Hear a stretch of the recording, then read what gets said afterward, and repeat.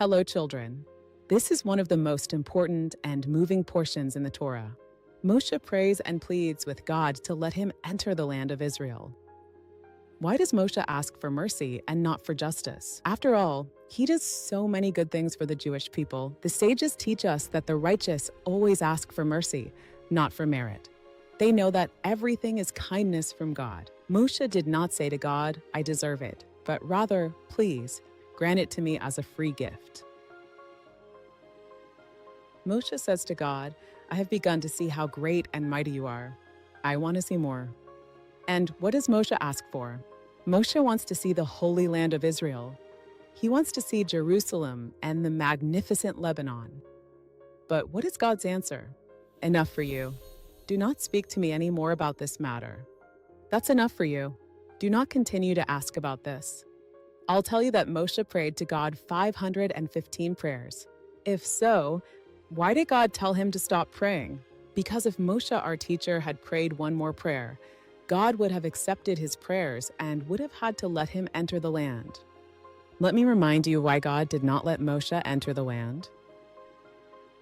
Because of what happened at the waters of Meribah when Moshe struck the rock instead of speaking to it.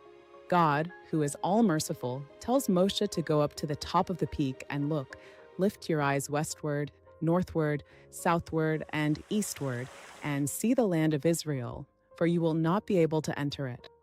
God showed Moshe all of the land of Israel from the top of Mount Nebo. Moshe sees the entire Holy Land, from north to south, from east to west. Now Moshe goes back and reminds the Jewish people of the 10 commandments they received at Mount Sinai. Why does he repeat them? Because he wants the new generation to remember that great moment. Moshe tells the Jewish people, "God spoke with you face to face, like a father speaks with his young son. I am the Lord your God, who brought you out of the land of Egypt, from the house of slavery. This is the first commandment: you shall have no other gods before me. Only God is the Lord, and there are no other gods. You shall not take the name of the Lord your God in vain. It is forbidden to swear in God's name, even about true things. Keep the Shabbat day to make it holy. Honor your father and your mother, so that your days may be long." This is the only commandment among the 10 commandments that promises a reward. Why? Because honoring parents is the hardest thing for children. So God encourages us with his special promise, unlike the other commandments. Do not murder, do not commit adultery, do not steal, do not bear false witness, and do not be envious. And now we come to the most famous part of the portion. Hear, O Israel, the Lord is our God, the Lord is one. This is the most well-known verse in Judaism.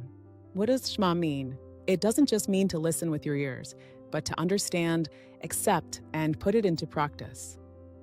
And you shall love the Lord your God with all your heart, with all your soul, and with all your might. We need to love God with all our heart, our soul, and our possessions. We must always teach our children Torah at home, on the way, before going to sleep, and when we wake up in the morning. In the Shema passage, the commandment of putting on tefillin is also mentioned, and you shall bind them as a sign upon your hand, and they shall be as ornaments between your eyes. This teaches us where the tefillin should be placed on the arm and on the head. And you shall inscribe them upon the doorposts of your house and your gates. From here we learn that a mezuzah should be placed at the entrance of the house. Now Moshe goes on to tell the people about the wonderful land they are about to enter. The land of Israel is such a special land. It has 7 species, the 7 most important types of food that grow in the land of Israel. In the land of Israel, there will be no hunger. You will have everything, but Moshe warns the Jewish people and says, "Remember to recite grace after meals after eating bread, as it is said in the verse, and you shall eat and be satisfied, and bless the Lord your God for the good land he has given you." After eating and being satisfied, you must bless and thank God. Now Moshe goes on to warn the people about a great danger. What is the danger? Forgetting God. How could that happen? Yes, it can happen. A person gets used to receiving everything. Life is good for him, and suddenly he forgets who gave him everything. It doesn't happen all at once, but rather it's a slow process. A person starts out poor and humble. Then God blesses him. He has a beautiful house, herds, and money. He starts to feel strong and independent, and then he forgets. He begins to think, my own strength and the power of my hands have made me all this wealth. My power and courage brought me all this success. That's a big mistake. It is God who gives you the strength to succeed. The next topic the portion discusses. Moshe sets aside 3 cities of refuge on the east side of the Jordan. What are cities of refuge? If someone kills a person accidentally, without intention, he can flee to a city of refuge and be safe there. The avenger of blood, the victim's relative, cannot harm him there. Why do we need cities of refuge? Because the Torah wants to create a balance between justice and mercy. On one hand, someone who kills must pay a price. On the other hand, if it was by accident, he doesn't deserve to die. Moshe warns again and again against idolatry. Why? Because at Mount Sinai you didn't see any form or image. God spoke from within the fire, but you didn't see him in any form. It's forbidden to make idols. God warned that if the Jewish people worship idols in the land of Israel, the heavens and the earth are witnesses, they will be sent into exile from the land. But even if that happens, there is hope. Even in exile, if you return to God, he will take you back. Then Moshe emphasizes the fundamental belief of Judaism. There is none besides him. What does that mean? There is nothing in the world that exists without God.